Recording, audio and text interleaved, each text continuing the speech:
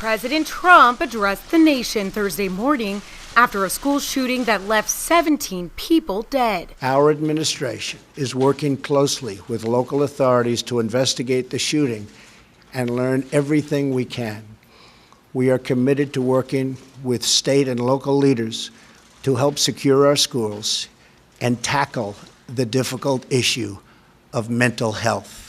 The president stressed the need to address mental health issues, but did not address the issue of gun violence. According to Everytown for Gun Safety, this is now the 18th school shooting of 2018. You know, this is an all too familiar story for Orlando, just a year and a half away from the tragic Pulse nightclub shooting. Florida Congresswoman Val Demings is frustrated that Congress has yet to take action. The debate in Washington has been mostly split along party lines on whether gun control is the answer. This issue, once again, has nothing to do with the Second Amendment.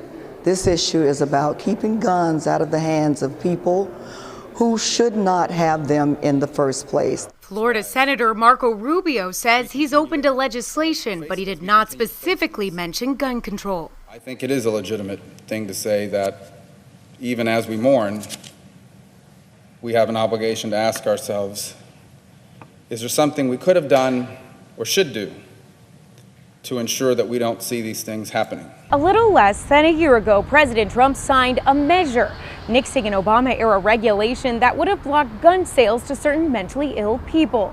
As investigators continue to learn more about the suspect in this case, it's unclear if this rule would have stopped him from carrying out this attack. That regulation was one of the first things that President Trump eliminated during his first few days in office. So it's impossible for me to take anything he has to say on the subject seriously when he literally went out of his way to stop the progress that was already happening. Attorney General Jeff Sessions has a different take, calling on law enforcement to focus on laws already on the books to prevent gun violence. It's not good if we've got gun laws that say criminals can't carry guns and they never get enforced. So we intend to enforce our laws, and if anything, the recent events have caused us to know we need to do even more in the future. President Trump plans to visit Parkland, Florida to meet with victims' families, first responders, and local officials. In Washington, Samantha-Jo, Spectrum News 13.